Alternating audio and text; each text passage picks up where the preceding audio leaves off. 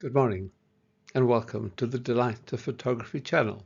This is the channel where we try and show you exactly how you can really enjoy your camera. And today we're going to be talking about, or continuing to talk about, capture your vision, making the most of what you see, deciding how you are going to capture what you can see with the equipment that you've got. If you're just joining us for the first time, thank you very much for taking the time to join us. It would be really good if you click on the subscribe button, bottom right, which will then give you the whole list of videos that we've screened so far, and you can then enjoy us. If you've been with us for some time, thank you for continuing to enjoy your photography with us. And the key is you, the photographer, not your equipment. Okay, the equipment can help, but the key is you, what you decide to do, what photograph you decide to take. And they've got the wonder of the human eye, which is backed by the fastest processor ever, which is the brain. So when the eye looks at something, instantaneously your eye picks up, as you look around, what interests you in a scene, and the rest becomes background, changing attention seamlessly from small to big and vice versa. The eye is fantastic. On the other hand, the camera uncritically fixes the whole scene. Everything you see in the viewfinder is what the camera is going to take. It doesn't interpret it, it just takes whatever you tell it to take. And you have to provide the discrimination by telling it how to select whatever. The eye is also far more flexible in handling extreme contrast in light. So sometimes your camera has trouble doing that, and you have to help it.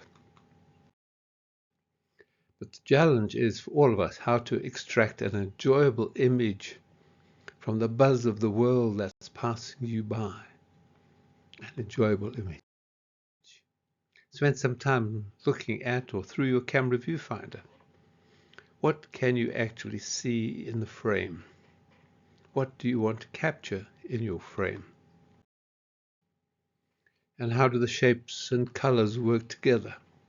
So practice this constantly, just looking sometimes like that at the scene, decide how you would handle that scene.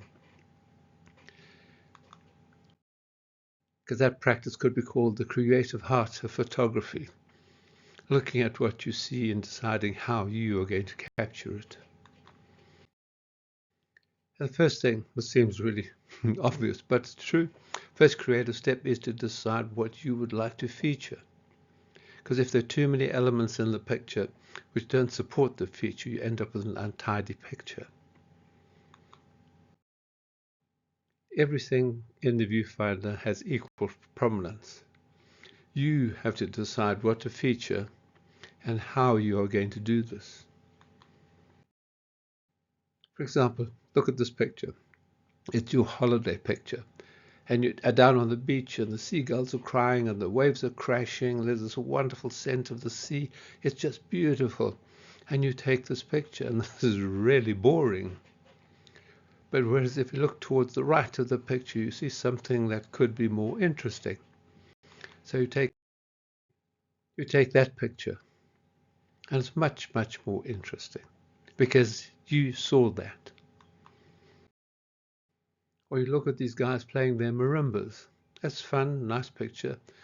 The blue ice cream cycle on the right doesn't really help. But coming close in gives you more of a feel for what you've got and how enjoyable these guys find the music. I sometimes divide the world into fleeting moments and studied images, because the world around us moves past in a blur of activity, and a wonderful attribute of the camera is the ability to freeze these passing moments. The challenge is also to spot or see interesting aspects of our surroundings, to try and get away from the standard picture. Look up, see seagulls flying past the sun. It was sun, it was misty. Hear a noise behind you, turn, it's a horse to take the picture. slightly blurred, but I quite enjoyed the blur. Or here you see seagulls flying and guys with their kite surfing. Amazing contrast, just seen it. Or running quickly so you get a parallel with the overhead lines of the aircraft. Or here you just see somebody standing looking at you, but the colouring works very well. And here you wait and the wave hits the seagull. Walking past you see people playing with shadows. All interesting aspects and slices of life. This air hostess, just the blue and the positioning of the blue. These guys looking so happy.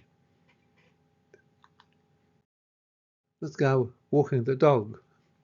Slices of life. This is what you're looking for in terms of passing moments. This happens to be a movie scene.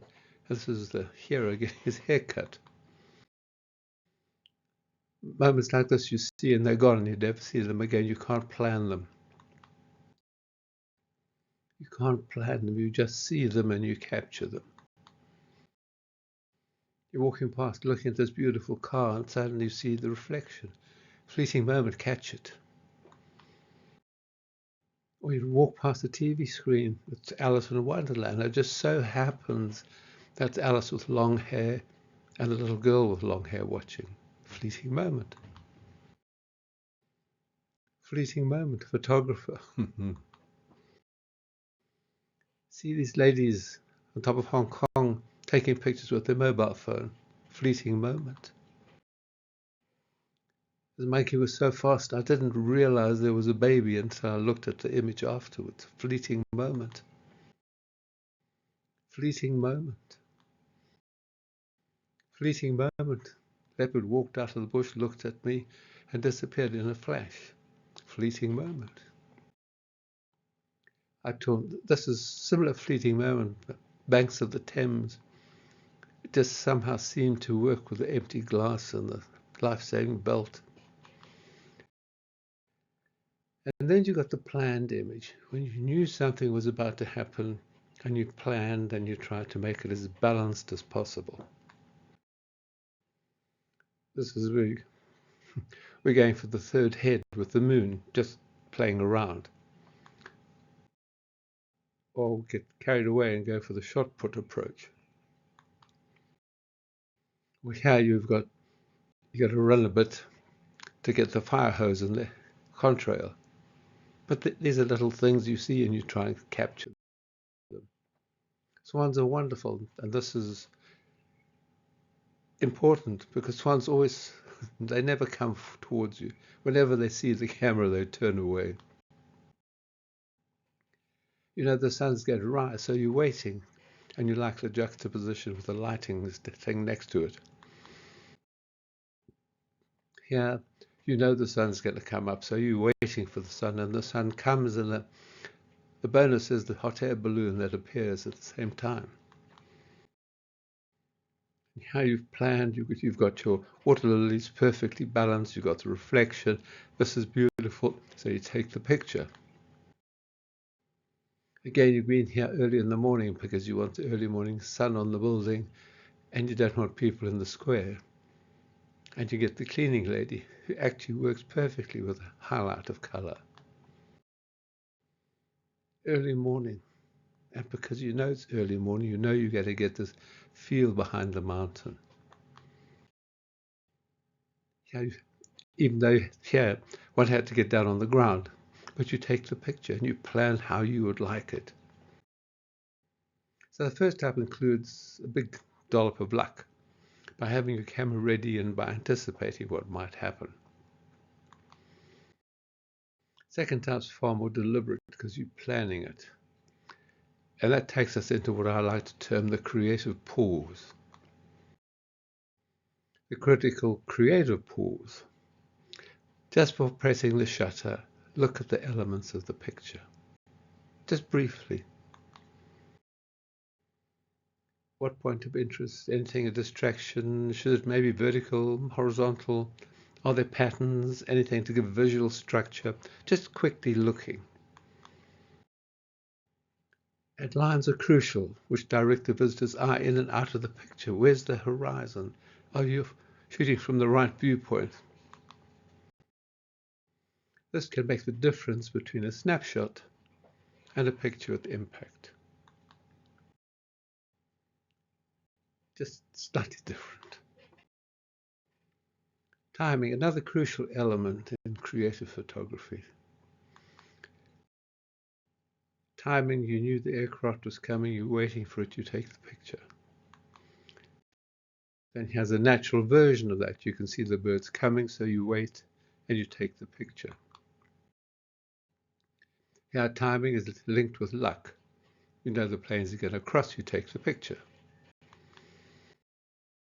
And just to make the point, these are not great photographs, but you can take this picture with a rock with no water on it. Or if you wait, you can have a half wave. Or if you wait a bit longer, you can get almost a full wave. Just to make the point that you can control the timing sometimes. Or boom, you decided when to take the picture. Take this picture, you've got this lighthouse, and you think maybe there'll be a splash, I'll just wait. And you're lucky you get to splash. But you control that time.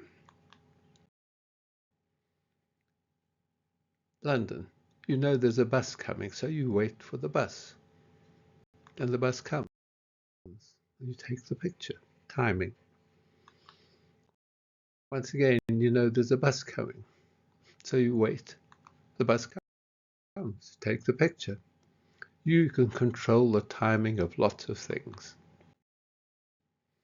And then you've got Kodak Picture Spot. Kodak maybe is a bit old these days, but do not just arrive and take the picture. If you go to the picture spot, you'll be where maybe 40,000 other people have been.